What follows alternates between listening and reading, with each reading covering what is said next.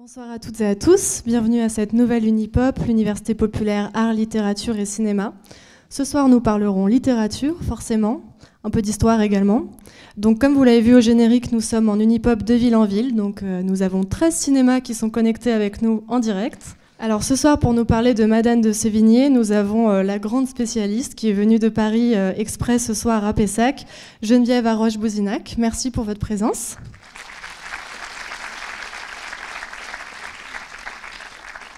Alors avant de commencer la conférence, je me permets de vous présenter. Donc, Geneviève Arroche-Bouzinac est historienne de la littérature, professeure émérite à l'Université d'Orléans. Elle est spécialiste de la littérature des correspondances, de la poétique du genre épistolaire, donc notamment spécialiste des correspondances de Voltaire, mais pas que. Vous êtes aussi la biographe de 4 grandes femmes. Donc je les cite, ces 4 biographies sont des biographies de référence remarquées. Donc celle sur Élisabeth Vigée-Lebrun, qui est donc cette peintre portraitiste, Henriette Campan, éducatrice notamment de Marie-Antoinette, Louise de Villemorin, une auteure un peu plus récente, une auteure du XXe siècle qui a notamment écrit Madame II, qui a été ensuite adaptée par Max Ophuls, super film. Et donc récemment, vous avez travaillé, vous avez fait ce livre Madame de Sévigné. Donc, et alors je tiens à le préciser puisqu'il y aura une dédicace juste après à Pessac. Madame de Sévigné, donc ce livre publié en 2023, l'an dernier, qui a reçu cette année le prix Goncourt de la biographie. Donc vous aurez l'occasion de vous faire dédicacer ce livre. Donc voilà, que ce soit à Pessac ou dans les 13 salles connectées, c'est une idée de cadeau de Noël. La littérature est très agréable, la plume est très agréable à lire. C'est très riche, vous le voyez à la taille de l'ouvrage. Et puis à la conférence qui va suivre, j'en doute pas. Donc Madame de Sévigné, c'est l'occasion de replacer, de reconsidérer cette femme dans l'histoire des femmes. Et quelle femme, puisque jeune orpheline, également très vite veuve, elle a vécu le grand siècle, le siècle de Louis XIV. Il y a beaucoup de choses à dire. Sa vie, ses lettres, c'est l'occasion d'utiliser ses correspondances comme une loupe, comme un outil sur l'histoire, pour analyser l'histoire de ce siècle. Et donc voilà, je vous souhaite à tous une très bonne Unipop.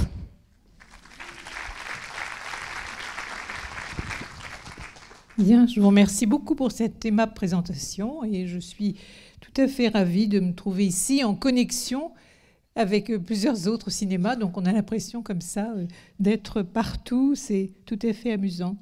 Donc pourquoi s'intéresser aujourd'hui à Madame de Sévigné ? Pour les plus gourmands d'entre vous, elle est peut-être connue parce qu'elle est devenue à la fin du XIXe siècle le symbole d'une célèbre marque de chocolat. Réputée encore aujourd'hui. Et sa gourmandise l'a emportée dans les mémoires, puisque vous voyez, elle explique comment préparer le chocolat, et qui, bien sûr, au XVIIe siècle, était une boisson épicée qu'on dégustait avec de la cannelle. Mais après tout, Madame du Barry a bien son foie gras. Pourquoi Madame de Sévigné n'aurait-elle pas son chocolat ? Mais trêve de plaisanterie, pour les uns, elle symbolise l'amour maternel. Pour d'autres, elle est l'épistolière par excellence, auteure de quelques lettres canoniques qui se trouvent dans les manuels scolaires, la fameuse lettre sur la mort de Vatel, le mariage de Lauzun, mais aussi certaines lettres qui sont apocryphes, qui ont été fabriquées de toutes pièces, comme la fameuse lettre sur les foins, qui en réalité est l'auteur d'un érudit du XIXe siècle. Mais chacun a l'impression de la connaître, tant elle fait partie de l'imaginaire français. Et en Europe, elle symbolise un art d'écrire à la française. Virginia Woolf, qui l'appréciait beaucoup, trouvait son bavardage inimitable. Donc je n'entrerai pas ce soir dans les détails de l'histoire de la réputation de Madame de Sévigné, mais il suffit de rappeler qu'il préexistait dans l'Europe du XVIIe siècle un mythe de l'écriture féminine. Et voilà ce que dit La Bruyère en 1669, alors que les lettres de Madame de Sévigné n'étaient pas connues. Il dit « Les femmes trouvent sous leurs plumes des tours et des expressions qui, souvent en nous, les hommes, ne sont l'effet que d'un long travail et d'une pénible recherche. Il n'appartient qu'à elles de faire lire dans un seul mot tout un sentiment et de rendre délicatement une pensée qui est délicate. Elles ont un enchaînement de discours inimitable qui se suit naturellement. » Donc finalement, tout se passe comme si l'attente des gens de lettres avait été comblée, les lettres de Madame de Sévigné charment par leur naturel, leur vivacité. Mais de son vivant, il faut bien rappeler que sa correspondance n'est connue que par une quarantaine de destinataires et que les premières lettres adressées à son cousin Bussy-Rabutin, grâce auxquelles elle a acquis sa réputation, ne seront connues qu'en 1696, c'est-à-dire après sa mort, dans les mémoires posthumes de ce dernier. Donc voilà, donc si nous nous intéressons à elle, bien sûr, c'est parce qu'elle est avant tout une célèbre épistolière. Alors, tout d'abord, il faut quand même rappeler que sans une organisation contemporaine, c'est-à-dire la poste, le fonctionnement postal, eh bien, nous n'aurions pas les lettres de Madame de Sévigné. Donc, il faut faire un petit préalable historique et rappeler que c'est Louvois, hein, comme je vais le montrer dans un tableau un peu plus tard, c'est Louvois, le surintendant, qui va réorganiser le système postal et qui va permettre que s'élabore ce qu'on peut appeler une correspondance. Et voilà ce que dit Madame de Sévigné. Elle dit « Je suis en fantaisie d'admirer l'honnêteté de ces messieurs les postillons qui sont incessamment sur les chemins pour porter et reporter nos lettres, etc. Et que c'est une belle invention que la poste. » Voilà, et un bel effet de la providence que la cupidité. Un bel effet de la providence que la cupidité parce que le système postal était devenu rapidement un système extrêmement lucratif. Mais donc, très rapidement, on va avoir des tables postales. On sait exactement quel jour partent les courriers, 2 ou 3 fois par semaine, et comment ils arrivent. Donc voilà. Mais autre chose qu'il faut aussi bien savoir avant de connaître la correspondance de Madame Sévigné, c'est que pour qu'il y ait des postes, il faut qu'il y ait des routes. Et c'est parce que la France est équipée d'un bon système routier. Vous voyez, en 1584, on a déjà 14 routes équipées en postes. Puis, en 1668, Louvois devient surintendant des postes. C'est juste l'époque où Madame de Sévigné commence à correspondre avec sa fille. Voilà, donc elle a profité de la réorganisation. En 1747, 22 routes sont équipées en postes. Donc vous voyez, c'est un système qui ne va cesser de progresser. Et je crois que sans faire d'anachronisme, on pourrait comparer la révolution postale à ce qui s'est produit aujourd'hui avec le courrier par Internet. C'est-à-dire que ça a facilité considérablement les échanges, comme on peut se l'imaginer. Donc pour l'anecdote, là, je vous ai placé une image qui est plus tardive, elle est du XVIIIe siècle. Et un commentaire que fait Madame de Sévigné qui essaie de se faire des amis au bureau de poste. Elle dit « Le petit Dubois est parti pour suivre Monsieur de Louvois. Donc je passais hier à la poste pour tâcher d'y refaire des amis. » Et pourquoi ? Parce qu'elle pense que si elle est bien vue des commis, eh bien, ces lettres arriveront plus vite et ne seront pas perdues. Et donc, sur cette gravure, vous voyez le système de tri tel qu'il est au début du XVIIIe siècle, avec une dame qui est assise, qui, dans un registre, indique les notes, les lettres qui sont envoyées, et puis les différents commis qui, avec leurs besaces qui sont placés derrière, vont trier les lettres. Alors, je rappelle qu'au XVIIe siècle, il y a un système d'acheminement postal, mais il n'y a pas de distribution. Donc, il n'y a pas de distribution, c'est-à-dire que les personnes doivent aller à l'auberge de poste chercher leur courrier. Et Madame de Sévigné raconte que lorsqu'elle est à Livry, dans l'abbaye où elle va souvent passer du temps lorsqu'elle est à Paris, eh bien, elle se place à l'extrémité d'un petit pont et elle attend la domestique qu'elle a envoyée à la poste. Donc voilà, ça c'est une précision importante. Sans système postal, pas de correspondance de Madame de Sévigné. Mais qui est cette Madame de Sévigné ? Eh bien, elle est née Marie de Rabutin-Chantal et on la surnomme, lorsqu'elle était enfant, la petite Cantaline, c'est-à-dire la petite Chantal. C'est sa grand-mère qui la surnomme ainsi. Donc, la voici avec ses titres. Fille unique de haut et puissant seigneur Celse Bénigne de Rabutin, seigneur de Chantal, baron de Sauvigny et autres lieux, et de Dame Marie de Coulanges, son épouse. Et donc c'est un portrait qui est perdu par Henri Beaubrun, un portrait sur bois, où on la voit ici, encore jeune fille, encore adolescente. Elle était fort jolie, comme elle s'en souviendra plus tard, lorsqu'elle est une vieille dame. On dit que je l'étais beaucoup. Et effectivement, elle a quelque chose de charmant. Vous voyez qu'elle a autour du cou ce collier qu'on trouve dans de nombreux portraits, et notamment, on le trouve aussi dans le portrait que vous voyez à droite de l'écran, c'est le portrait de sa mère, Marie de Coulanges. Et donc, ce collier figure dans l'inventaire après décès, et on va le retrouver sur chacun des portraits de Marie de Sévigné. Donc voici ses parents, Celse Bénigne de Rabutin, qui appartient à une vieille famille de noblesse bourguignonne. C'est un homme c'est un beau cavalier, il est séduisant, tout jouait en lui, disait son neveu Roger de Bussy-Rabutin. C'est-à-dire, il a une conversation agréable, il pratique le trait d'esprit, il est spirituel. Et sa mère, donc si Celse Bénigne de Rabutin appartient à une vieille noblesse bourguignonne, sa mère appartient à une noblesse beaucoup plus récente, c'est la famille des Coulanges. Elle est la fille de Philippe Ier de Coulanges, qui a fait fortune dans la fourniture aux armées. Il est ce qu'on appelle un partisan, c'est-à-dire qu'il a des parts de la ferme générale, et il a acquis une terre portant fief, et donc c'est une noblesse dont les armoiries sont encore à peine sèches, on pourrait dire. Voilà. Donc, cette Marie de Coulanges, fille si uniquement aimée et si uniquement aimable, eh bien, c'est encore Jeanne de Chantal, la grand-mère, la mère de Celse Bénigne, qui parle d'elle en ces termes. Et très jeune, à 18 mois, Marie va perdre son père lors du siège de l'île de Ré à la descente des Anglais.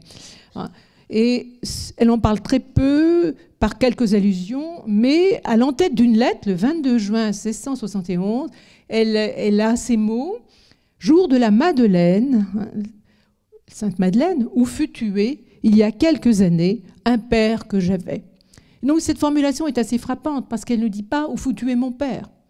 Un père que j'avais, c'est-à-dire que sa vie commence par une dépossession. Avant même d'avoir eu le langage, eh bien, elle a perdu ce père qu'elle admire sans le connaître et dont elle n'entend que des louanges.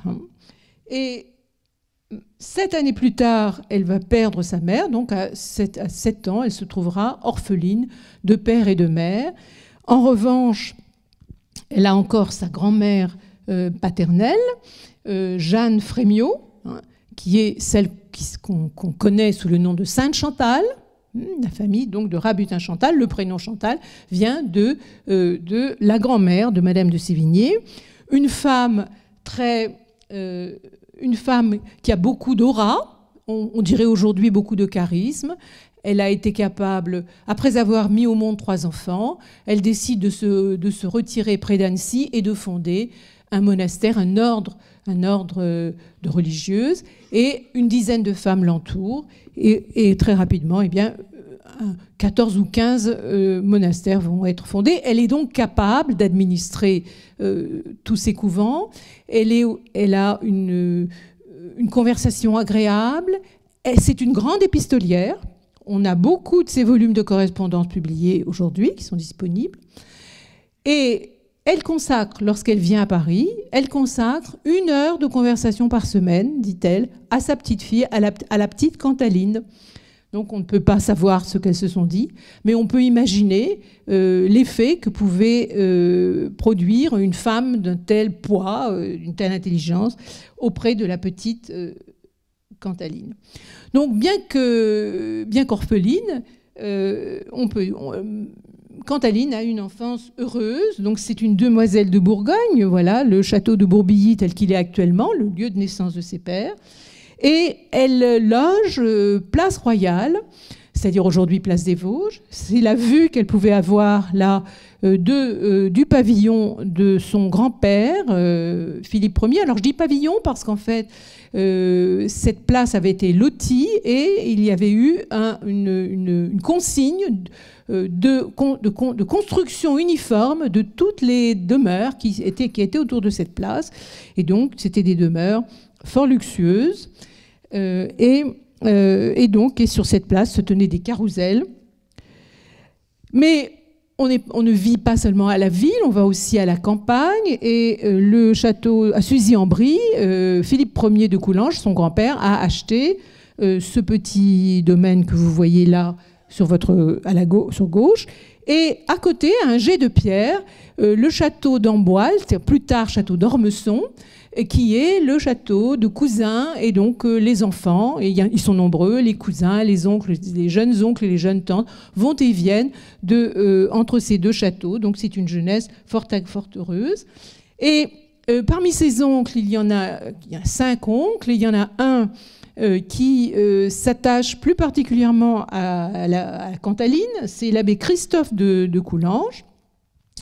Et donc vous voyez là, avec derrière lui, sur ce portrait, une abbaye, c'est l'abbaye de Livry, dont il est commandataire. Et cette abbaye de Livry jouera un rôle important dans la vie de la future Madame de Sévigné. Son cousin, pour continuer la présentation de sa famille, Philippe Emmanuel, il a 5 ans de moins qu'elle, il est drôle, il est gai, il collectionne les portraits.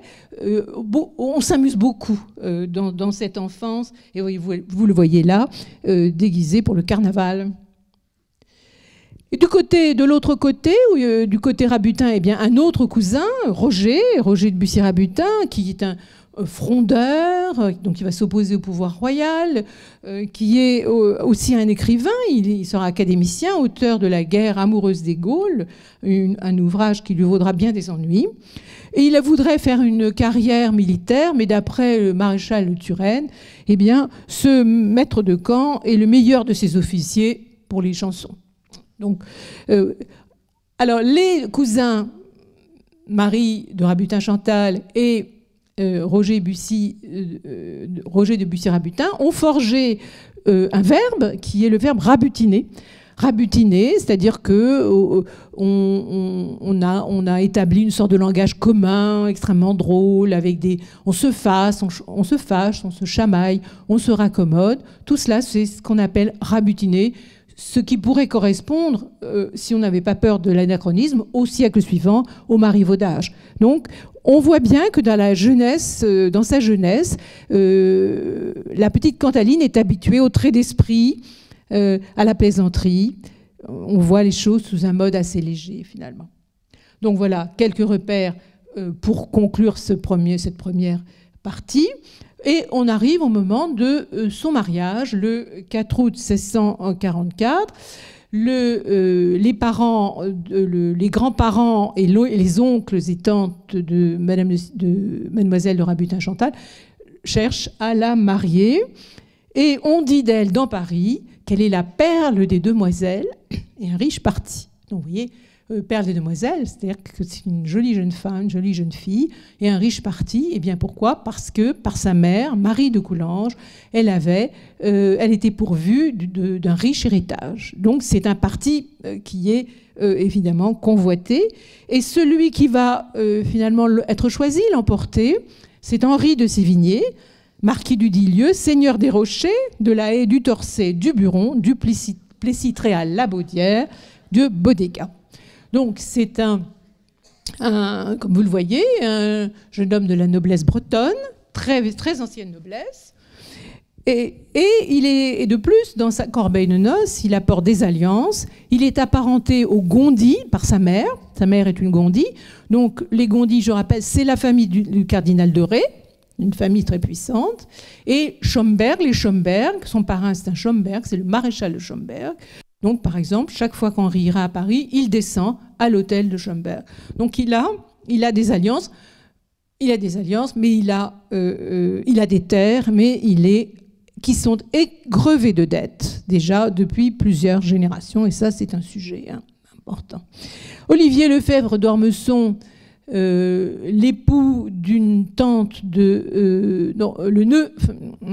un cousin par alliance de Madame de Sévigné, dit de lui, il est beau, cavalier, et bien fait, et paraît avoir esprit. C'est-à-dire que donc Olivier d'Ormesson, il tient un journal extrêmement intéressant, précieux, et donc il raconte, c'est un magistrat, et quand il voit pour la première fois Henri, voilà ce qu'il a consigné dans son journal. Et vous voyez effectivement que c'est un homme qui a les traits fins, qui est qui paraît élégant. Voilà que très peu de temps après les noces, il amène sa jeune épouse au château des Rochers. Alors c'est une vue du XVIIIe siècle parce que lorsqu'elle arrive au Rocher, ce petit bulbe-là n'existe pas. Je vous le remontrerai un peu plus tard. C'est quelque chose qui va être construit du temps de Madame de Sévigné. Donc lorsqu'elle arrive, eh bien, il y a juste la partie de droite. Voilà les rochers aujourd'hui. Si vous voulez faire un tour en Bretagne, c'est toujours aussi magnifique, aussi sauvage, hein, en pleine campagne avec des bois. Et donc ça nous donne une idée quand même de ce que la jeune femme a pu trouver lorsqu'elle est arrivée. Et donc dans cette tour, il y avait sa chambre. Voici le château du Buron qui faisait partie de la négociation de noces, c'est-à-dire c'était son douaire. Le douaire, c'est-à-dire sa résidence de veuve. Et en réalité, elle n'y a jamais habité. Voilà un portrait, probablement réalisé au moment de ses noces, attribué à Nocré, et qui est contemporain peut-être de ce petit poème de Marigny. Adorable et belle marquise, plus belle mille fois qu'un satin blanc tout neuf au premier jour de l'an 649. Donc voilà une galante façon de souhaiter ses vœux. Donc vous voyez, elle est là présentée de manière allégorique en costume de Flore, avec une couronne appuyée sur un balustre dans une pose assez conventionnelle, avec une coiffure très sophistiquée. Donc, mais c'est un très beau portrait qui figure au Rocher et qu'on peut voir quand on va visiter le château.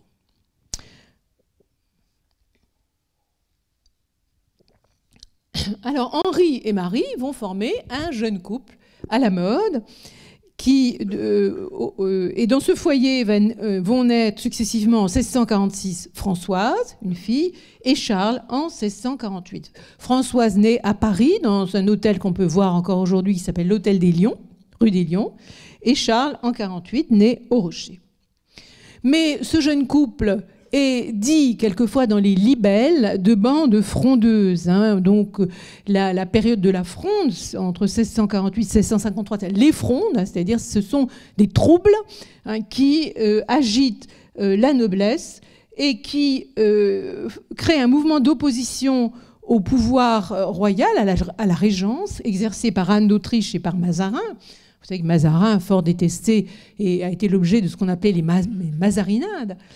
Et voilà ce que dit Madame de Sévigné. La guerre de Paris est une forte sotte chose et j'en souhaite la fin avec passion. Hein, c'est-à-dire c'était le siège de Paris et Bussy également. La guerre de Paris commence fort à m'ennuyer. Au début, tout ça était fort divertissant, sauf au moment où les événements deviennent dangereux.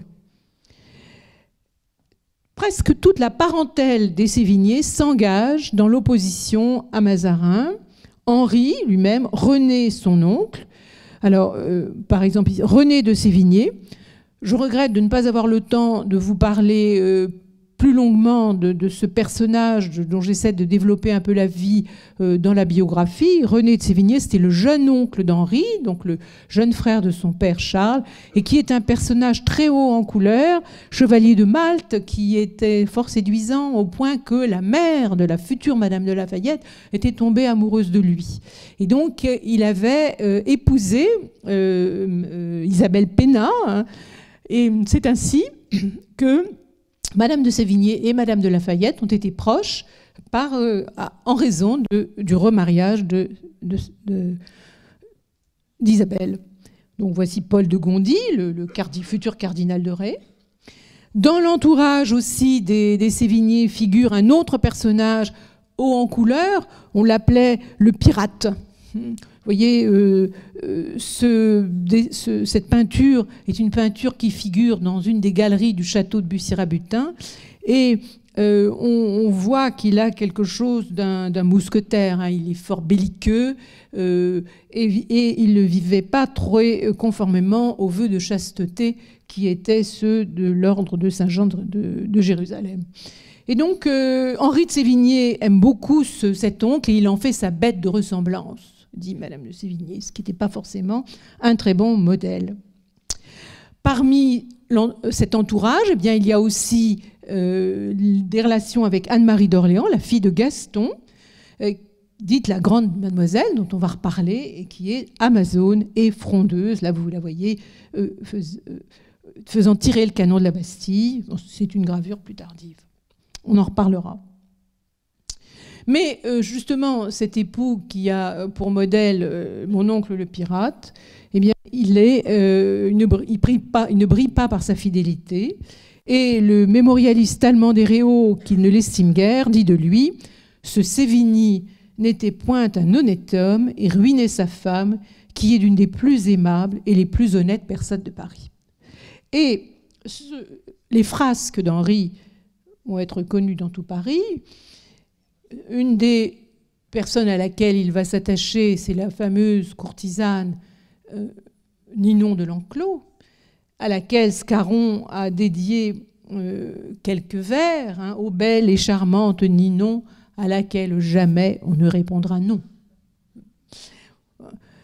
Adieu, bien que ne soyez blonde, fille dont parle tout le monde, charmant esprit, belle Ninon.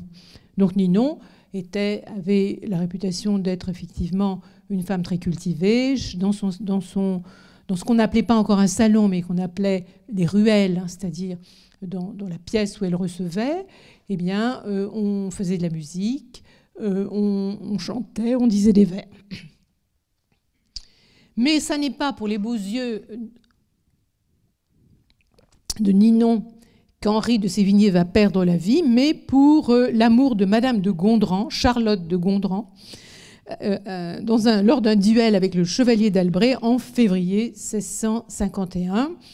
Donc, et Marie de Sévigné, Madame de Sévigné, se trouve alors au Rocher, et c'est là qu'elle apprend, 8 jours après, la mort de son époux, sans même pouvoir recueillir une mèche de cheveux. C'est, dit-on, Charlotte de Gondran qui va lui donner une mèche de cheveux de son époux. Et la voilà qui se trouve considérablement désemparée. Très probablement, elle avait de l'amour pour cet Henri de Sévigné. C'était un couple qui, au moins au début, s'est bien entendu. Et Bussy-Rabutin a été témoin de sa véritable affliction. D'ailleurs, elle parlera plus tard de l'abîme où j'étais à la mort de M. de Sévigné. Alors, lorsqu'elle dit l'abîme, elle ne parle pas seulement de son désarroi affectif, mais surtout de l'abîme financier. Parce que Henri avait contracté de nombreuses dettes, elle sera obligée, avec l'aide de Christophe, son oncle, le bien bon, eh bien, de régler, de vendre des biens pour assainir ses finances. Donc voici, maintenant, eh bien, nous pouvons parler de Madame de Sévigné, de Marie de Sévigné, comme d'une jeune veuve. Alors, j'ai noté ici quelques repères aussi, de façon que vous puissiez vous retrouver. Donc, il y a plusieurs événements importants que je vais évoquer dans cette période, dans son premier veuvage, sa première période de sa vie. Donc là, voici un magnifique portrait de Claude Lefebvre, qui date donc d'à peu près de cette période-là. Vous la voyez, avec cette petite coiffe triangulaire sur l'arrière de la tête, qui est la coiffe des veuves, et d'où part un voile gris pâle et qui signale aux personnes qui la rencontrent qu'elle est veuve, et là, donc avec ce nœud de velours noir ou de taffetas noir, hein, qui signale sa situation conjugale. Eh bien, ce deuil va finalement la mettre en valeur, et nombreux sont les hommages qu'elle va recevoir à ce moment-là. « Bel ange en deuil qui m'êtes apparu, je suis charmée de votre vue. Je ne l'aurais pas cru que vous eussiez été de tant d'attraits pourvus. » Vous voyez, c'est Scarron. Donc on est un peu dans l'esprit du poème de la fable de La Fontaine, la jeune veuve. De toutes les façons, vous avez droit de plaire, mais surtout vous savez nous charmer en ce jour. Voyant vos yeux bandés, on vous prend pour l'amour. Les voyant découverts, on vous prend pour sa mère. La mère de l'amour, Vénus, bien sûr. Et un dernier poème de Ménard, un autre poète. Sévigné, suspendez vos charmes et les clartés de votre esprit pour nous faire rendre les armes. Votre extrême beauté suffit. Donc voilà une jeune veuve qui ne cultive pas vraiment la mélancolie. Elle est extrêmement entourée. Et c'est le moment où sa carrière, sa sociabilité, sa carrière mondaine, on pourrait dire, va s'épanouir. Donc elle est entourée d'hommes de lettres, donc Montreuil, dont j'ai cité les vers, Jean Chapelain, qui est un académicien, qui est quelqu'un d'extrêmement important. Il a été le professeur des neveux, le précepteur des neveux des neveux Coulanges de Madame de Sévigné.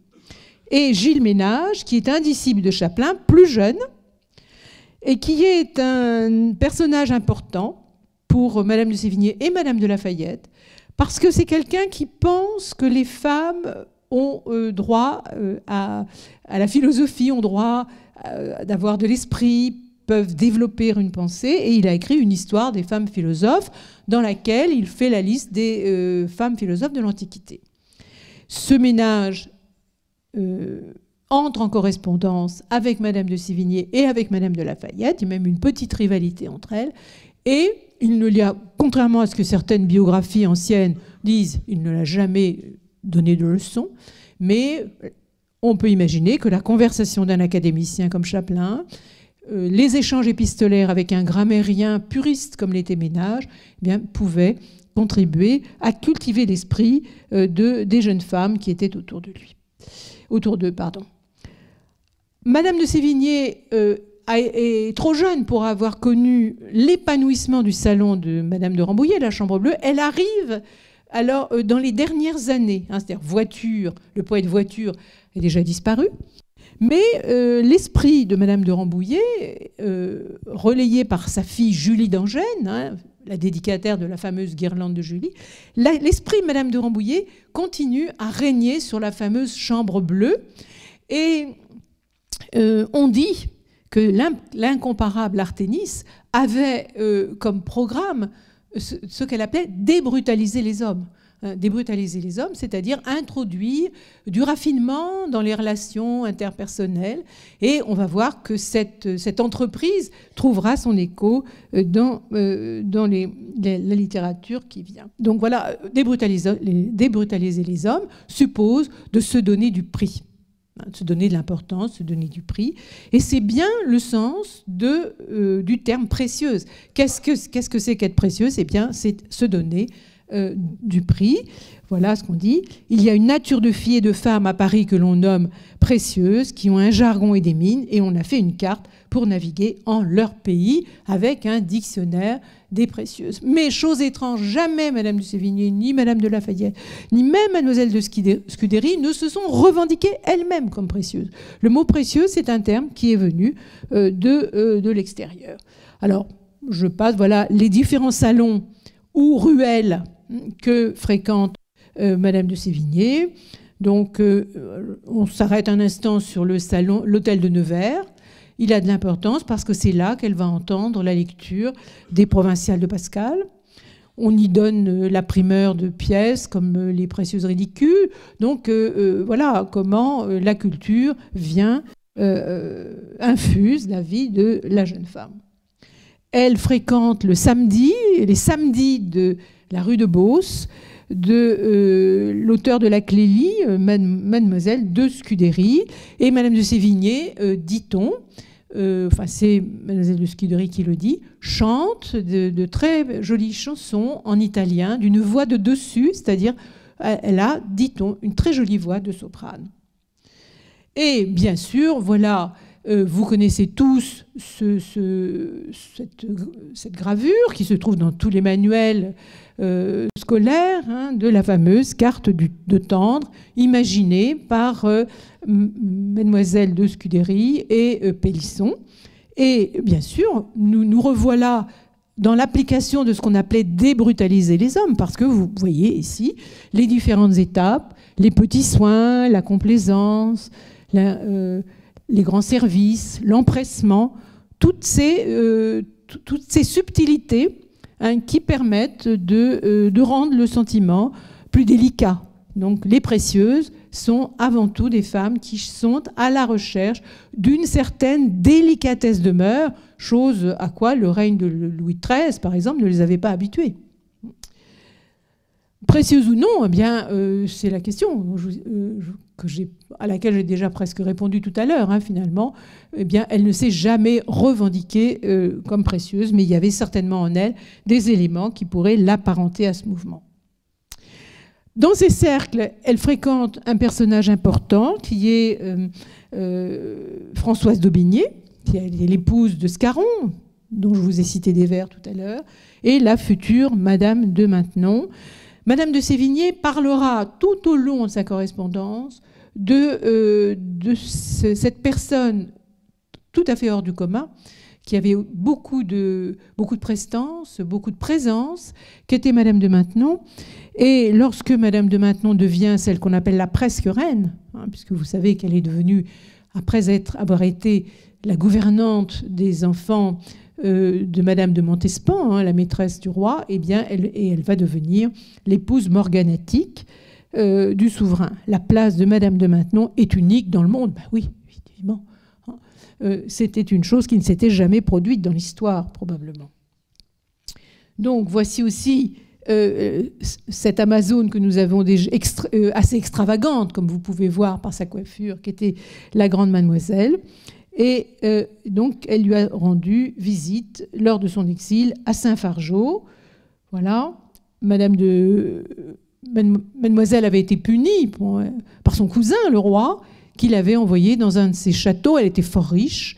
Et en 18 mois, elle avait réussi à rénover ce magnifique château. Donc, là, voilà. Et il se trouve que Mademoiselle est quelqu'un qui n'est pas un personnage secondaire dans la correspondance, parce qu'elle est la dédicataire d'une des lettres certainement les plus connues de Madame de Sévigné, et dont je vais vous lire juste un petit extrait, parce que vous allez la reconnaître tout de suite, la fameuse lettre dans laquelle Madame de Sévigné annonce à ses cousins Coulanges, qu'on a vu tout à l'heure, le mariage de Monsieur de Lauzun. Je m'en vais vous mander la chose la plus étonnante, la plus surprenante, la plus merveilleuse, la plus miraculeuse, la plus triomphante, la plus étourdissante, la plus inouïe, la plus singulière, la plus commune, la plus éclatante, la plus secrète jusqu'à aujourd'hui, la plus brillante, la plus digne d'envie. Enfin, une chose dont on ne trouve qu'un exemple dans les siècles passés. Une chose que nous ne saurions croire à Paris, comment la pourrait-on croire à Lyon? Une chose, enfin, qui se fera dimanche, où ceux qui la verront croiront avoir la berlue. Une chose qui se fera dimanche et qui ne sera peut-être pas faite lundi. Je ne puis me résoudre à le dire. Devinez-la. Je vous le donne en 3. Jetez-vous votre langue au chien? Eh bien, il faut donc vous le dire. Monsieur de Lauzun épouse dimanche au Louvre, devinez qui? Je vous le donne en 4. Je vous le donne en 100. Madame de Coulanges dit, voilà qui est bien difficile à deviner. C'est Madame de la Vallière? Point du tout, madame. C'est donc Mademoiselle de Ray. Point du tout, vous êtes bien provinciale. Ah, vraiment, nous sommes bien bêtes. C'est Mademoiselle Colbert, encore moins. Il épouse dimanche au Louvre avec la permission du roi. Mademoiselle, Mademoiselle de, Mademoiselle, la grande Mademoiselle, Mademoiselle, fille de feu monsieur, Mademoiselle, petite fille de Henri IV, Mademoiselle de, Mademoiselle de Don, Mademoiselle de Montpensier, Mademoiselle d'Orléans, Mademoiselle, cousine germaine du roi. Mademoiselle destinée au trône. Mademoiselle, le seul parti de France qui fut digne de monsieur. Voilà un beau sujet de discourir. Si vous criez, si vous êtes hors de vous-même, si vous dites que nous avons menti, que cela est faux, que cela est bien fade à imaginer, nous trouverons que vous avez raison. Voilà. Donc, vous voyez, cette mademoiselle qui suscite cette lettre qui est en forme d'énigme. C'est-à-dire que Madame de Sévigné, qui est sur le point d'annoncer une nouvelle, tout simplement, eh bien, mademoiselle va épouser Monsieur de Lauzun, c'est-à-dire que elle va déroger, hein, c'est-à-dire c'est une mésalliance, hein, puisque Lauzun, c'est un gentilhomme gascon qui est d'une noblesse vraiment bien inférieure à mademoiselle. Et donc, elle joue avec une certaine forme de théâtralité dans cette lettre qui est fort connue. Et donc, Madame de Sévigné consolera mademoiselle dès les jours qui suivront, parce que le mariage n'aura pas lieu. Parmi son entourage, eh bien, il y a d'autres amis, la sylphide, je passe, et Madame de Lafayette, qu'à cause de son humeur mélancolique, on surnommait le brouillard. Elle a eu quelques admirateurs, évidemment, Turenne, qui venait assidûment rue du Temple, essayer d'obtenir quelques sourires, quelques faveurs, et puis le duc du Lude, qui est certainement l'admirateur que Madame de Sévigné voyait avec le plus d'agrément, disons, pour euphémiser. Mais voilà que, justement, cette jeune femme très courtisée va, pour ainsi dire, se trouver tombée au piège dans le piège de sa séduction. Effectivement, parmi ces soupirants, il y avait le surintendant Fouquet, qui était un homme fort puissant, surintendant des finances, et Bussy-Rabutin, qui y voyait son intérêt, essayait de favoriser Fouquet auprès de Madame de Sévigné. Mais Fouquet avait un ennemi, qui était Colbert, hein, dont les armes étaient la couleuvre. Hein. Fouquet, ses armes étaient l'écureuil, hein, parce qu'en gallo, hein, une langue bretonne, Fouquet veut dire l'écureuil.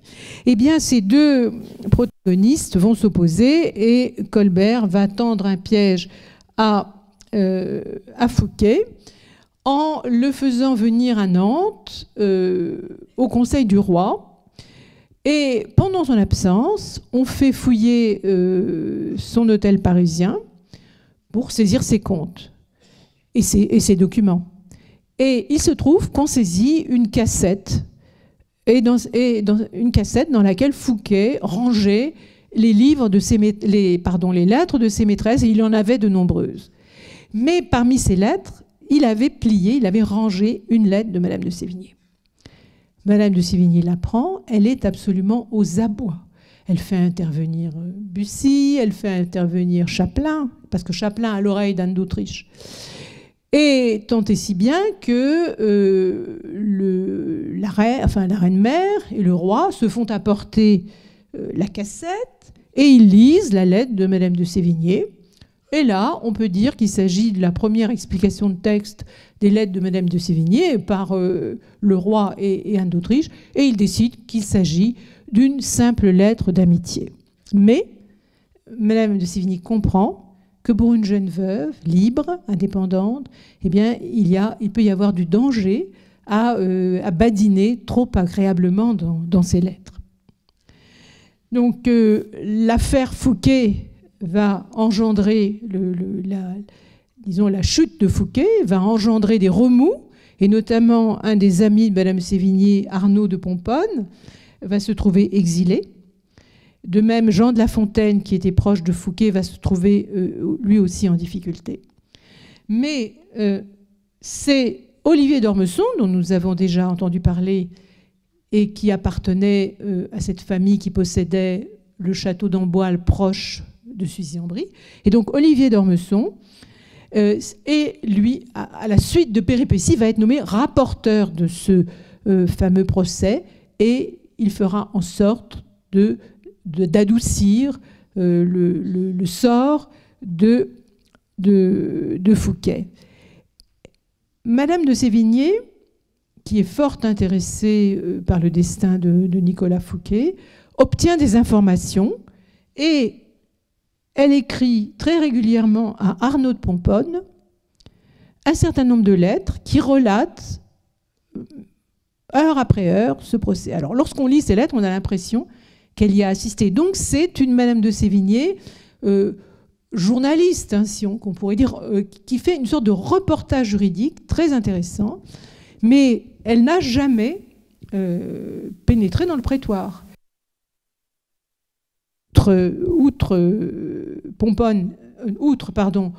Outre d'Ormesson, elle avait d'autres informateurs dont on ne connaît pas les noms. Mais ce qu'il faut savoir, c'est que ces lettres sont très importantes. Alors, ces lettres n'ont pas transité par la poste. Parce que très souvent, le roi faisait surveiller les correspondances et nombre des lettres arrivaient ouvertes sur son bureau. Et donc, elles ont transité par un messager privé. Donc, c'est une des raisons pour lesquelles elles sont si intéressantes et si complètes, et elles ont évidemment beaucoup, beaucoup intéressé les historiens. C'est une source importante. Alors, ce qui est intéressant aussi, et ça vous l'aurez remarqué, parce que dans le film, si vous l'avez vu,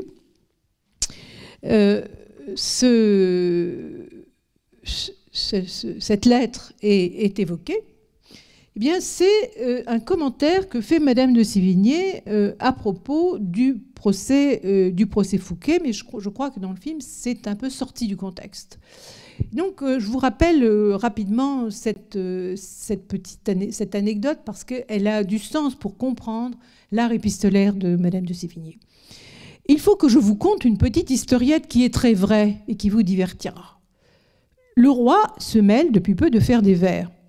Messieurs de Saint-Aignan et d'Anjou lui apprennent comment il faut s'y prendre.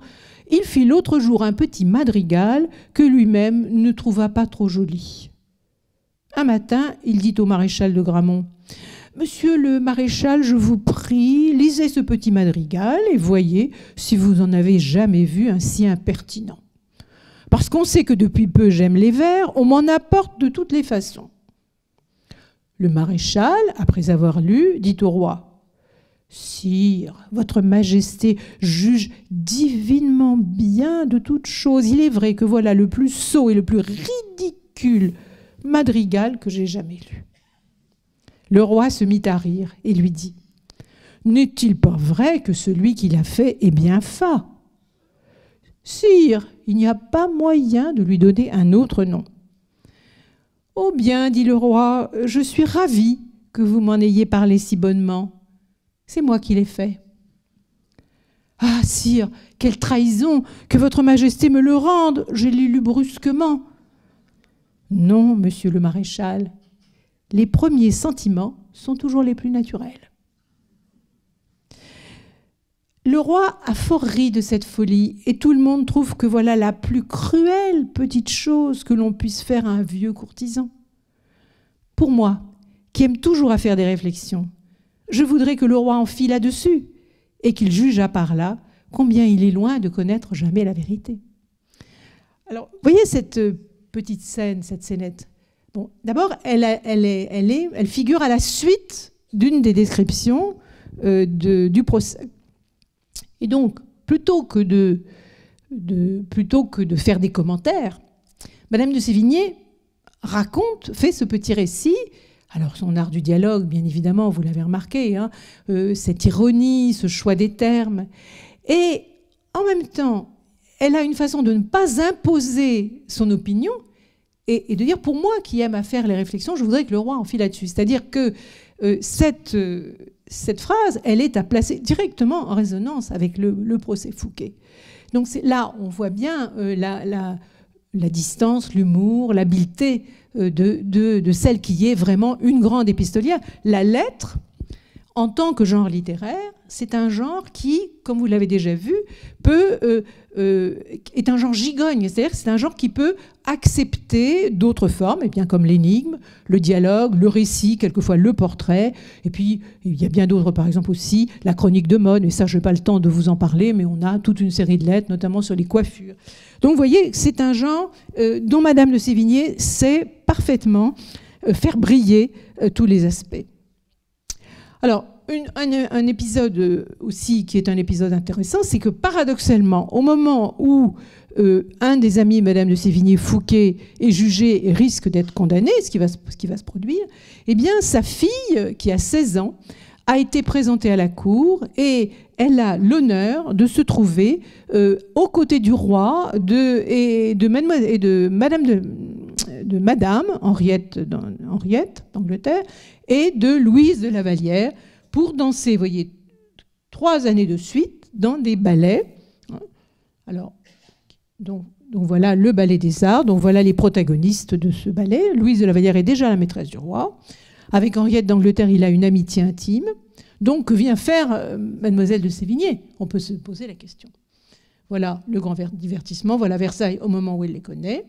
Eh bien, que pourrait donc faire Mademoiselle de Sévigné à cet endroit? Eh bien, c'est Jean de La Fontaine, dont vous avez vu l'effigie tout à l'heure, qui, en dédiant une fable à Sévigné, mais cette fois-ci, Sévigné, c'est Françoise, hein, et la fable du lion amoureux. Sévigné, de qui les attraits servent aux grâces de modèle, et qui n'acquitte toute belle à votre indifférence près, pourriez-vous être favorable aux jeux innocents d'une fable et voir sans vous épouvanter un lion qu'amour sut dompter?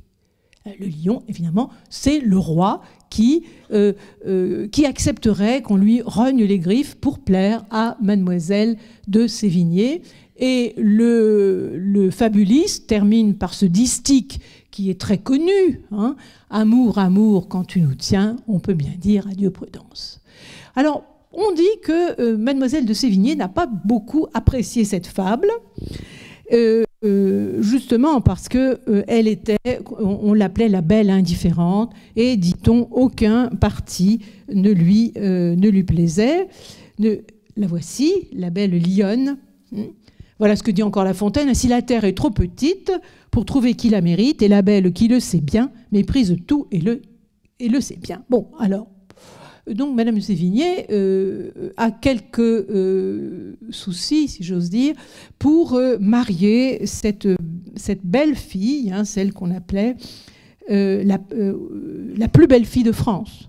C'est Roger de Bussy-Rabutin qui l'appelait la plus belle fille de France. Et donc, la plus jolie fille de France va finir par se marier en janvier 1669.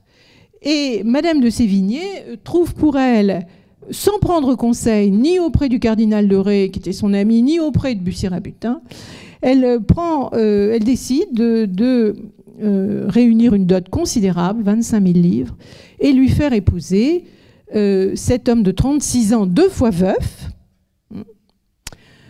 Toutes ces femmes sont mortes pour faire place à votre cousine, hein, disait Madame de Sévigné avec son esprit. Et voilà ce qu'on dit Saint-Simon.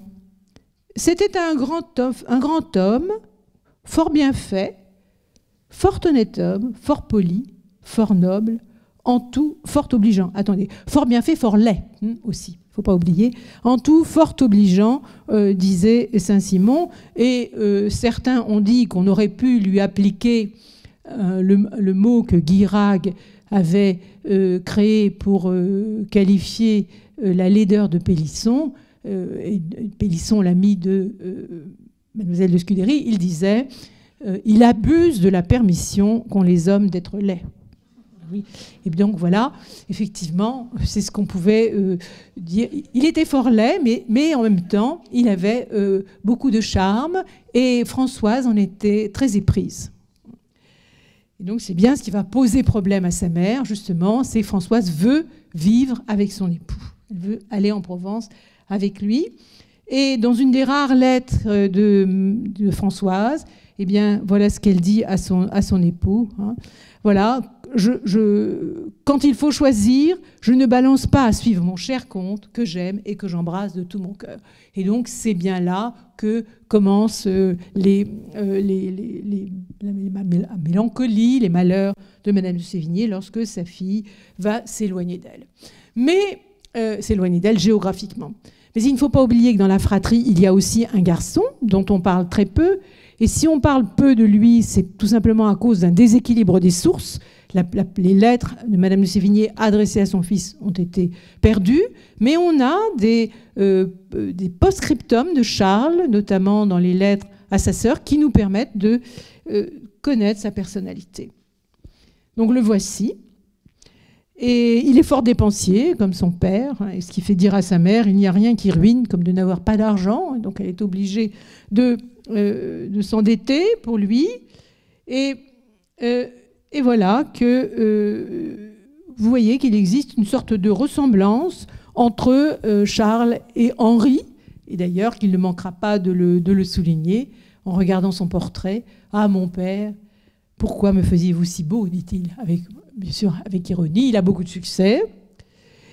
Il a comme maîtresse Mademoiselle Champmeslé, qui est l'actrice de Racine, et qui sera aussi la maîtresse de Racine.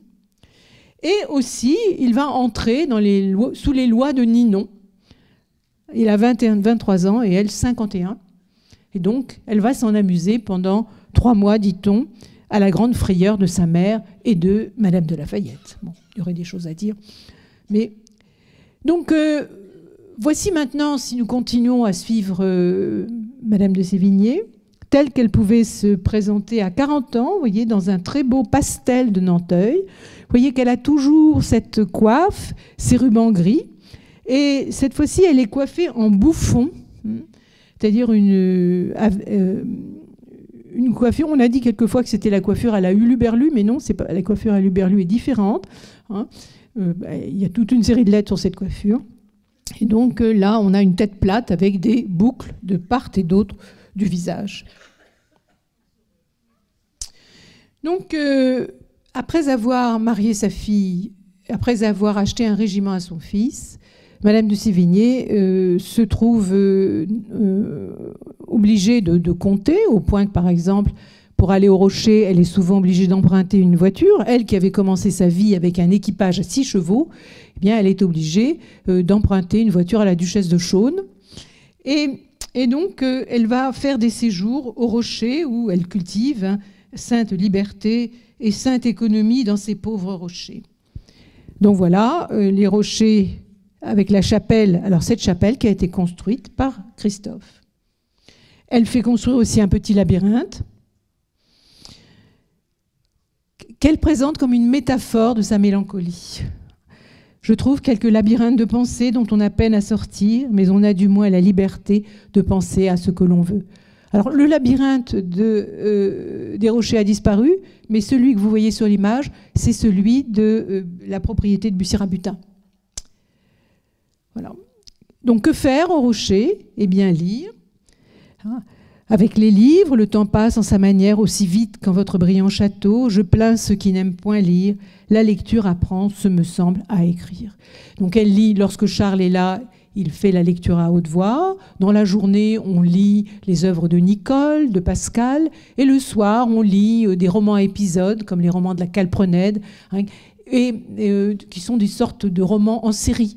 Et Madame de Sévigné trouve qu'ils sont un peu légers, mais elle dit on s'y prend comme à de la glu. C'est-à-dire qu'elle a envie chaque soir de connaître les épisodes qui suivent. Puis, en Bretagne, lorsqu'on ne lit pas, que fait-on? Eh bien, on fréquente la noblesse locale, et notamment lors de manifestations extrêmement importantes que sont les États régionaux. Donc, vous voyez, ici, vous avez une représentation c'est très difficile d'avoir des représentations d'époque, des États. Donc là, c'est un repas que j'ai choisi pour illustrer cette image. Et Madame de Sévigné se prend à se familiariser avec la noblesse bretonne, elle qui est si parisienne. Voilà ce qu'elle dit. Elle dit « J'aime nos Bretons, ils sentent un peu le vin, mais votre fleur d'orange ne cache pas de si bon cœur. » Et encore, elle dit « Nous avons du courage, c'est que nous sommes honnêtes et qu'entre midi et 1h, nous ne savons pas refuser nos amis. » Vous voyez, cette hospitalité, cette générosité qui se manifeste aux États, elle sait l'apprécier. Et surtout, ce qu'elle apprécie particulièrement, elle qui aimait beaucoup les ballets, elle ne cessait de louer le menuet que Françoise avait dansé avec le roi, et elle qui appréciait tant les danses, apprécie particulièrement la légèreté des danses bretonnes. Il y a toute une série de lettres dans lesquelles elle évoque, Monsieur de Locmaria particulièrement. Voilà, ils dansèrent des passe-pieds merveilleux et des menuets d'un air que nos bons danseurs n'ont pas. à beaucoup près. C'est quelque chose d'extraordinaire. Ils font 100 pas différents, mais toujours avec cette cadence courte et juste. Et je n'ai point vu d'homme danser comme lui, cette sorte de danse. Quelle légèreté, quelle justesse. Elle parle du petit Locmaria. Voilà. Et donc la gravure, c'est une gravure du 19e siècle. On n'a pas de gravure d'époque. Mais donc il y a chez elle un attrait pour tous ces exercices corporels. Elle aime aussi voir danser ses paysans au château des Rochers. Mais dans ce contexte, là je vais passer un peu plus rapidement parce que sinon cela me conduirait à faire des développements historiques peut-être un petit peu longs. Donc, il faut quand même savoir que dans ce contexte, eh bien, la situation internationale est très inquiétante. Charles est parti 2 ans aux armées sans revenir, il sera blessé. En 1675, c'est Turenne qui est victime d'un boulet de canon. Hein. Donc il y a toute une série de lettres à ce sujet, notamment lors de ses obsèques. Puis on a aussi les révoltes, hein, notamment les fameuses révoltes du papier timbré, lorsqu'on cherche à imposer un impôt supplémentaire à la Bretagne. Donc le contexte est un contexte inquiétant. Voilà ce qu'elle dit en 1672 dans Paris. On passe sa vie à se dire des adieux, tout le monde s'en va, tout le monde est ému, tout le monde pleure son fils, son frère, son mari, son amant. Et il faut rappeler que Monsieur de la Rochefoucauld, l'ami de Madame de Lafayette, apprend le même jour la mort de 2 de ses fils au combat et aussi la blessure de son 3e. Et Madame de Sévigné assiste à cette scène tragique. Voilà, donc les cruelles guerres d'Europe. Donc le contexte est un contexte qui crée une insécurité, une inquiétude, une angoisse latente. Et donc c'est aussi une des raisons pour lesquelles elle aime se réfugier dans son petit domaine de Livry.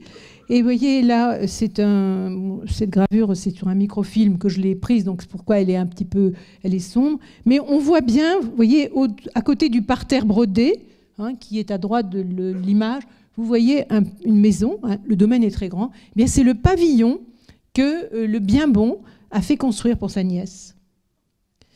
Donc voilà l'abbaye aujourd'hui.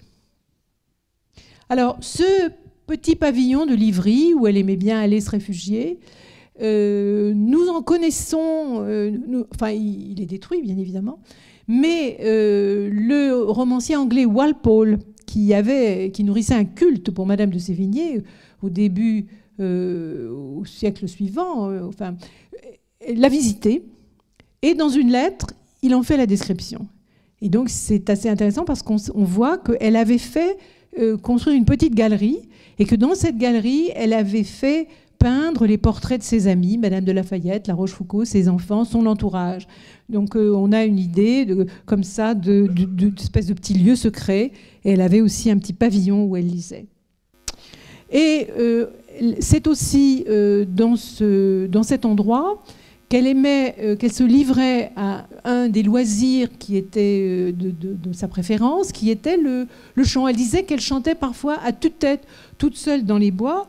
Et j'ai retrouvé un enregistrement d'une des chansons qu'elle cite le plus souvent. Elle cite ce vers « Ah, ce n'est pas pour moi que sont faits les beaux jours ». Et William Christie en a donné une interprétation. Alors j'espère que ça va marcher.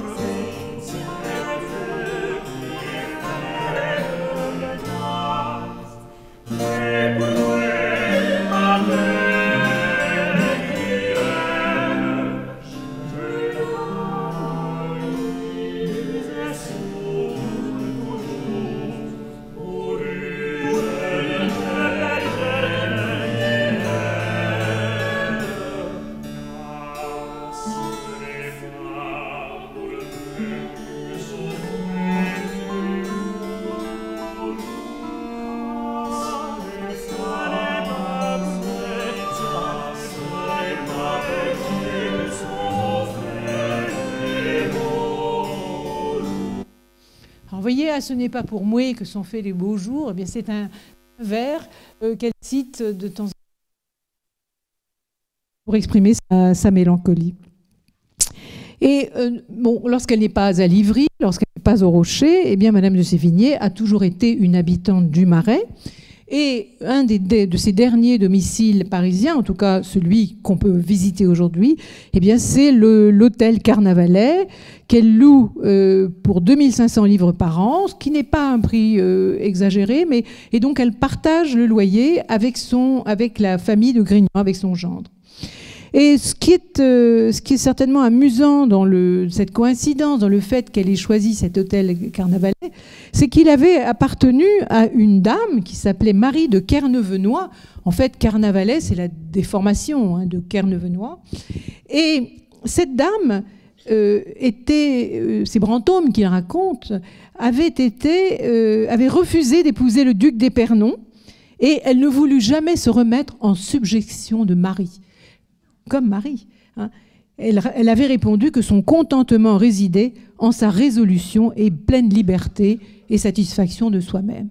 Alors, il faut savoir aussi que le statut de veuve était un statut particulièrement enviable au XVIIe siècle, parce que surtout une veuve qui n'était pas en puissance de père, c'est-à-dire que donc elle pouvait être considérée comme majeure, elle pouvait donc signer des actes notariés, et surtout lorsque les enfants de Marie de Sévigné étaient plus petits, eh bien, elle pouvait demeurer tutrice de ses propres enfants. Si elle s'était remariée, elle aurait dû partager la tutelle avec son époux. Et c'est une chose qu'elle n'aurait absolument pas souhaitée.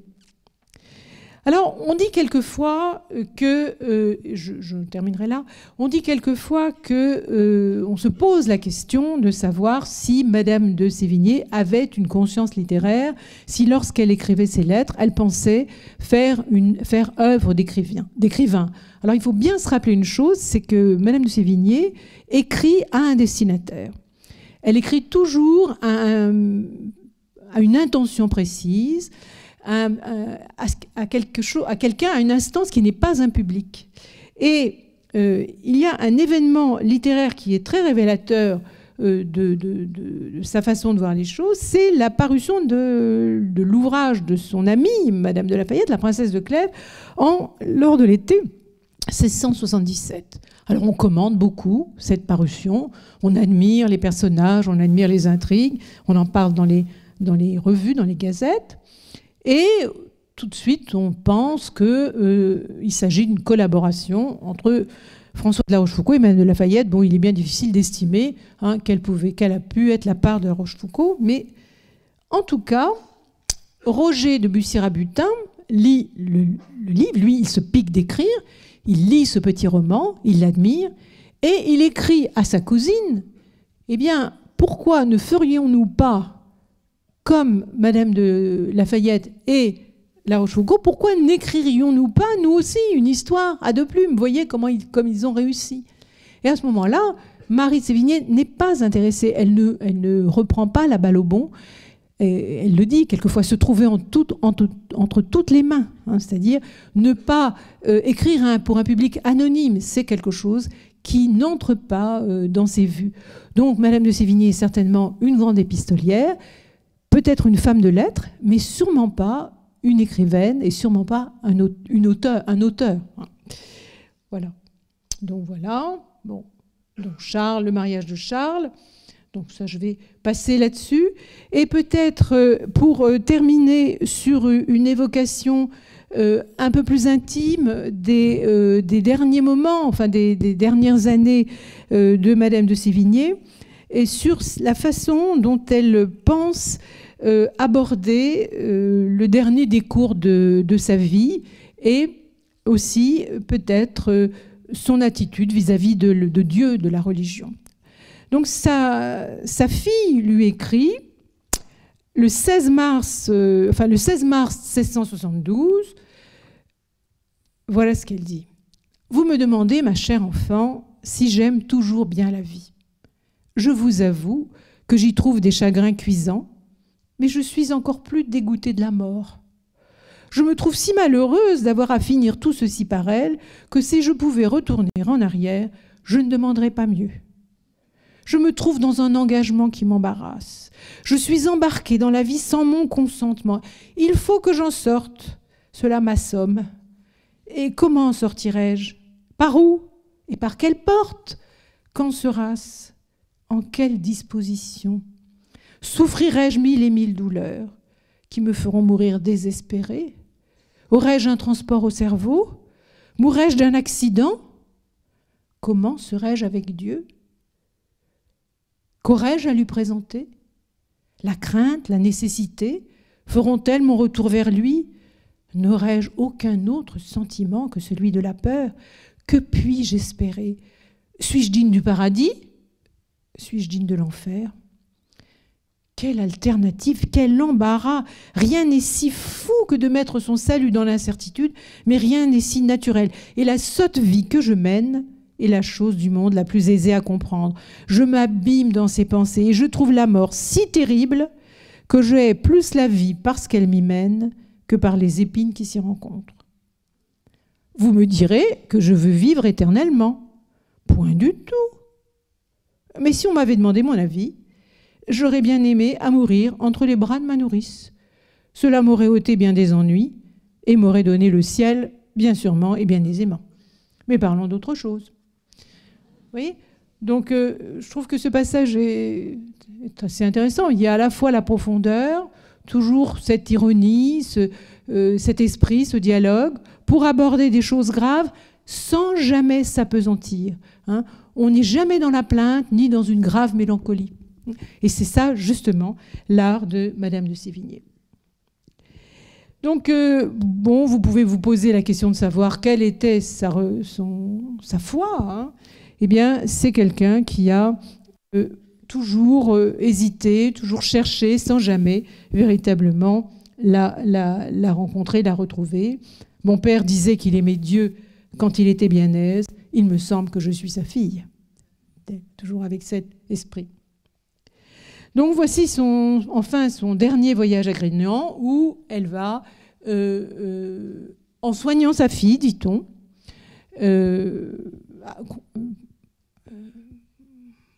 contracter une maladie, on ne sait pas bien, une grippe, une bronchite en fait, qui vont l'emporter en l'espace de 8 jours. Donnons pour épiloguer à la plume de Saint-Simon, cette plume qui est parfois tellement acerbe, mais qui, en l'occurrence ici, se fait très élogieuse, une sorte de portrait post-mortem. Hein. Cette femme, par son aisance, ses grâces naturelles, la douceur de son esprit, en donnait par sa conversation à qui n'en avait pas. Extrêmement bonne d'ailleurs, et savait extrêmement en toutes choses, sans vouloir paraître savoir rien. Donc, vous voyez, Saint-Simon est quand même quelqu'un d'assez cruel ici. Donc, la modestie, l'esprit, l'écoute, la générosité. Bon, voici le portrait que brosse l'auteur des Mémoires. Et c'est son fils, Charles, qui aura le dernier mot ce soir. Eh bien, voilà ce qu'il dit à sa sœur. N'est-ce pas une consolation pour nous, en nous aimant tendrement par inclination, comme nous faisons, que nous obéissons à la meilleure et à la plus aimable de toutes les mères. Voilà, je vous remercie. Vous aurez peut-être des questions.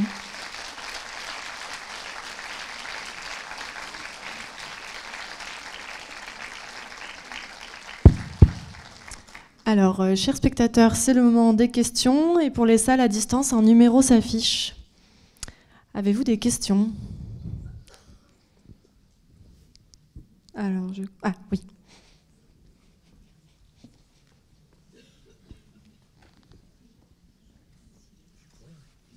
Merci.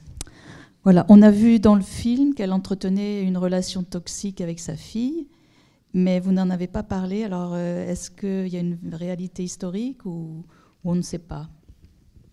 Alors, la question est, disons que le film fait de cette relation son centre de gravité.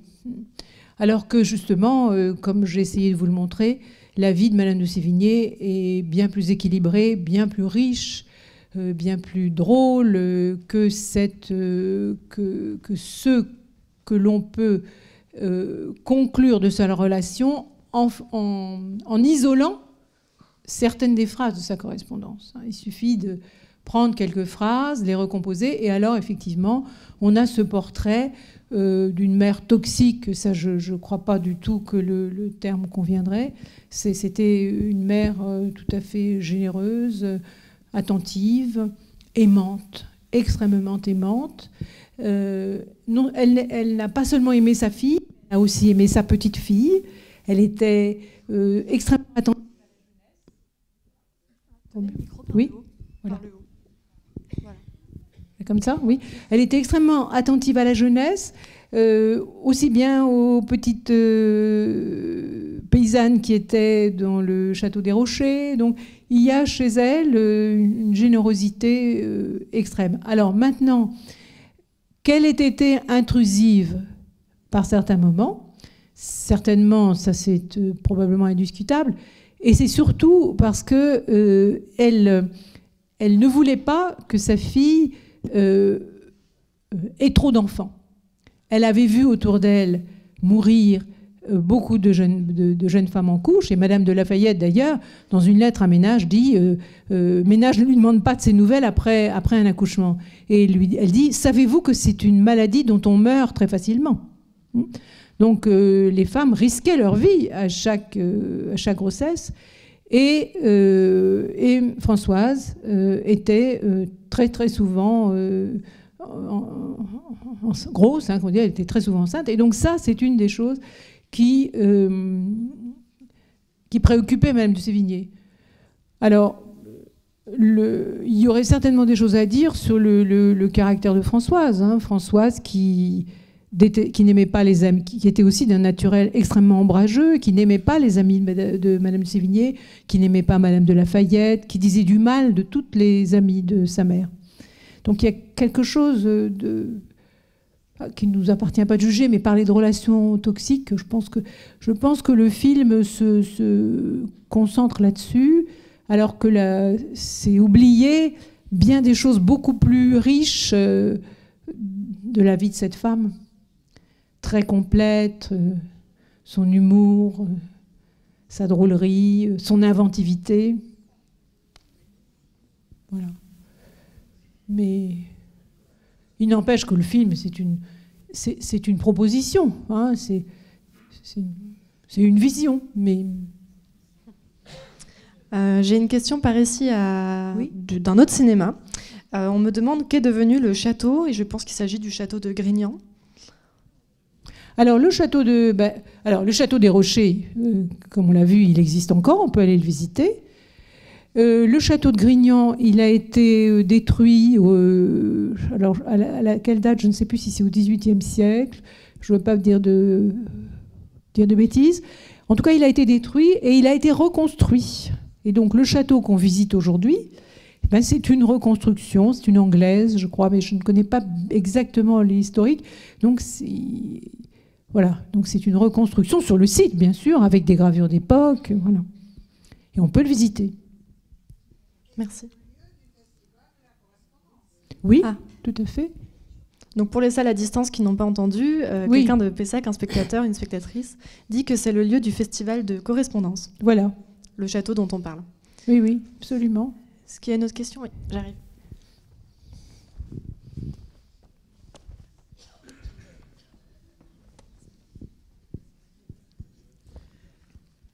Merci pour votre exposé magnifique. Est-ce qu'on peut encore découvrir de nouvelles lettres de Madame de Sévigné? Eh bien oui, je le souhaiterais bien. Je souhaiterais bien qu'on en découvre. Au XXe siècle, une chercheuse a découvert les lettres à Guiteau, qui sont vous voyez par exemple, voilà, le portrait de Charles, que vous avez vu là, voilà, c'est un portrait qui figure dans le château des Guiteau. C'était un ami proche de Madame de Sévigné. Et donc, on a retrouvé ces lettres là au XXe siècle. Certainement qu'il y en a d'autres. Certainement qu'il y en a en Bretagne, à des fermiers, à des... Oui, certainement. Les lettres de Charles, on ne sait absolument pas ce qu'elles sont devenues. Alors Charles est mort sans héritier, il avait épousé une jeune femme de la noblesse bretonne, et puis à la fin de sa vie, il s'est retiré dans une maison au faubourg Saint-Jacques, près d'un monastère. Sa femme lui a survécu, on ne sait absolument pas ce que sont devenus ses papiers. C'est ça. Donc on n'est jamais à l'abri de... Ça. La lettre, par excellence, c'est quelque chose de fragile, d'éphémère. Donc, souvent, ce sont les premières choses qu'on brûle lors d'un décès, qui sont brûlées par les héritiers. Donc, là, nous devons la conservation des lettres à des hasards, et notamment, enfin, des hasards et pas seulement, mais notamment à la petite fille de Madame de Sévigné, Madame de Simiane. Françoise conservait les lettres de sa mère. Et donc, sa petite fille, Madame de Simiane, non seulement... on a donné une édition. Alors là, l'histoire de l'édition de Madame de Sévigné, de l'édition des lettres de Madame de Sévigné, c'est un sujet complexe. Puis si ça vous intéresse, je pourrais vous en parler, mais je ne sais pas s'il y a peut-être d'autres questions. Sur l'histoire de ces lettres. Non, pas sur les lettres. J'aurais aimé savoir quelle était la position de Madame de Sévigné à la cour. Parce que, toujours pareil, par rapport au film, on n'a pas l'impression qu'elle avait une place, ou du moins elle l'a eu un temps, et puis, suite à la rencontre avec sa fille et le roi, mais bon, c'est par rapport au film. C'est une question assez difficile, dans la mesure où Madame de Sévigné, comme je vous le disais, est de bande frondeuse. C'est-à-dire qu'elle appartient à un cercle qui s'est toujours marqué, qui a toujours montré son opposition à Mazarin et à la reine et à Anne d'Autriche. Or, vous savez très bien que Louis XIV avait une mémoire d'éléphant et qu'il n'a jamais oublié ni pardonné à ceux qui s'étaient opposés à lui, notamment Bussy, qui va connaître 20 ans d'exil, Mademoiselle, etc. Et donc, par exemple, lorsque Madame de Sévigné va faire sa cour, eh bien, jamais elle n'obtient de faveur pour son fils. Alors que beaucoup d'autres enfants de la noblesse obtiennent des régiments, etc. Elle devra acheter de ses propres deniers chacune des charges qui reviendront à Charles. Donc, elle est dans une position... Comme c'est une femme dont la conversation est unanimement reconnue, dont le charme, la présence est extrêmement agréable. Elle est également, par Madame de Lafayette, proche d'Henriette d'Angleterre. Donc elle est même à la place d'honneur lors du grand divertissement royal. Elle est assise à la table du roi. Donc elle fait partie des dames qui sont distinguées. Le roi s'intéresse à la beauté de Françoise Marguerite, mais en revanche, elle n'obtiendra jamais quoi que ce soit de véritablement concret. Par exemple, l'épouse de son cousin Coulanges, Angélique de Guay de Bagnols, et la cousine germaine de Louvois. Oui, attendez, je ne vous dis pas de bêtises. Oui, je crois. J'espère ne pas vous dire de bêtises. Enfin, donc, mais malgré ça, eh bien, elle n'obtiendra elle-même pour sa descendance aucune faveur réelle. Donc sa position est une position un peu inconfortable. C'est-à-dire partagée entre un accueil, elle est reçue, elle est complimentée lorsqu'elle se rend à Saint-Cyr, par exemple, pour assister à la représentation d'Esther. Le roi vient lui parler, il prend la peine de lui parler, il apprécie ses avis.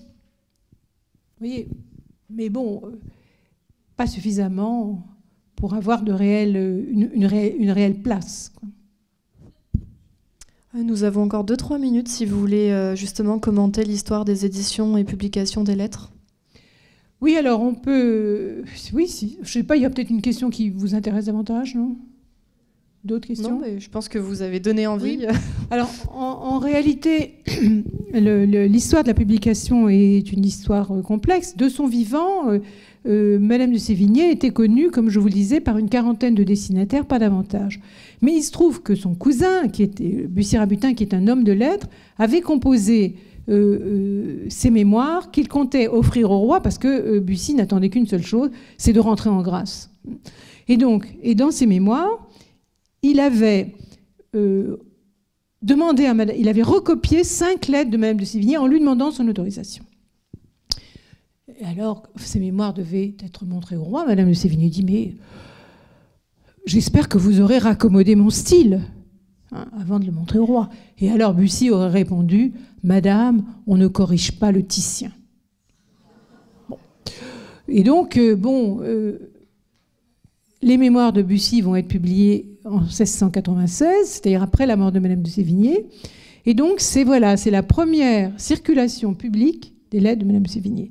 Après, par un canal dont on ignore exactement quel il est, mais probablement par les enfants de Bussy-Rabutin, notamment un de ses fils qui était ecclésiastique, des copies de lettres de Madame de Sévigné ont circulé. Et ces copies seraient tomber dans les mains d'un très proche de Voltaire qui s'appelait Thiriot, qui s'intéressait au siècle de Louis XIV. Vous savez que Voltaire commençait à réfléchir à son grand livre sur le siècle de Louis XIV. Et donc ces lettres ont été recopiées et elles ont été publiées en Hollande vers 1724, 23, 24, 25. Il y a eu 2 éditions. Et donc, Madame de Simiane, quand Madame de Simiane apprend que des lettres de sa grand-mère sont publiées, évidemment, elle est furieuse. Et surtout, elle s'inquiète, parce que dans ces lettres, Madame de Sévigné citait des noms de personnes encore vivantes, etc. Donc, alors, à ce moment-là, elle décide de prendre les choses en main, et elle mandate un homme de lettres, qui s'appelait le chevalier Perrin, qui était un homme d'Aix, en Provence, et tous les deux, ils vont publier une édition, qu'on appelle l'édition Perrin, mais ils font des coupes, hein, ils rafistolent quelquefois 2 lettres pour en faire une seule, de façon à créer une sorte d'image de Madame de Sévigné telle que sa petite fille, une image convenable en fait. Bon, parce que quelquefois, Madame de Sévigné avait l'ironie hein, un peu perfide. Bon, voilà. Alors, ensuite, à la fin du XIXe siècle, début du XXe siècle, un érudit qui s'appelait Capmas se promène chez un brocanteur et il trouve des reliés, un volume relié de copies de lettres, et il se rend compte que ce sont des lettres de Madame Sévigné. Donc, ce qu'il faut penser, c'est qu'au moment où Perrin avait fait cette édition, il y avait eu des copies qui avaient été faites, mais des copies beaucoup plus complètes. Et donc, à partir de ce moment-là, donc on va commencer à faire une édition un peu plus complète. Et puis le cas se reproduit. On va retrouver une autre copie. Et donc, les éditeurs... Donc, il va y avoir une première édition Pléiade par Gérard Gailly. Puis, au XXe siècle, une seconde édition Pléiade par Roger Duchesne. Et Roger Duchesne, pour établir le texte, prend toutes les versions des lettres qu'il connaît et il considère que c'est la partie commune, parce que toutes ces éditions se recoupent. Hein, certaines des passages se recoupent, mais d'autres épisodes étaient fantaisistes.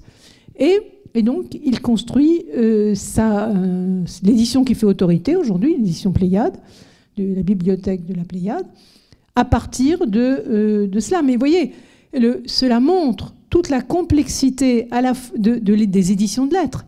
Parce que le texte d'une lettre, ce n'est pas comme un texte de roman, il n'y a pas d'épreuve, il n'est pas approuvé, il est extrêmement fragile. C'est un genre littéraire qui a ses lettres de noblesse, mais c'est un genre littéraire extrêmement éphémère. Et donc, c'est quand même assez miraculeux que ces lettres nous soient parvenues, effectivement. Et pour prolonger un peu la question qui m'avait été posée tout à l'heure, il se trouve que le massif le plus important que nous possédons, ce sont les lettres à Françoise. D'où, donc il y a un déséquilibre des sources, d'où l'hypertrophie qui est accordée, par exemple, dans le film, à la relation avec Françoise. Alors que, en réalité, on sait aussi, par exemple, qu'elle avait un commerce épistolaire extrêmement nourri toutes les semaines avec une dame du Mans qui s'appelait Madame de Lavardin, avec laquelle elle disait qu'elle entrait en lavardinage. Elle allait faire bavardinage ou lavardinage. Et donc, eh bien, tout ça a complètement sombré. Je suis allée au Mans, essayer de voir, mais bon, on ne sait pas ce que c'est devenu. Vous voyez, donc nous sommes là. Alors évidemment, peut-être que vous allez penser que comment écrire une biographie alors qu'on a peu de sources, mais la correspondance ne représente pas la seule source lorsqu'on écrit une biographie. Il y a aussi les mémoires du temps, le journal d'Ormesson, des témoignages, d'autres lettres, d'autres échanges épistolaires. Il y a les archives, donc pour tout ce qui concerne la vie économique. Et puis il y a aussi des livres de contes, qui permettent, notamment les livres de contes de l'abbé Rahuel au Château des Rochers, qui permettent de savoir ce qu'elle dépensait, à qui elle achetait des vêtements, etc. etc. Donc, vous voyez, le travail de biographe, c'est un travail qui consiste à croiser les sources. Et puis, évidemment, il y a des lacunes, des choses qu'on ne peut pas connaître. Et peut-être que quelqu'un trouvera des documents qui nous manquent. Mais je ne pense pas que ça changerait beaucoup l'image qu'on peut avoir d'elle. Mais voilà. Je ne sais pas si j'ai répondu à la question, mais on peut entrer encore dans les détails pour cette histoire. C'est ce qu'on appelle l'histoire du texte. Donc, cette histoire du texte, c'est un cas quand même assez exceptionnel. Le cas de Madame de Sévigné, dans l'histoire littéraire. Eh bien, merci beaucoup pour cette très belle conférence.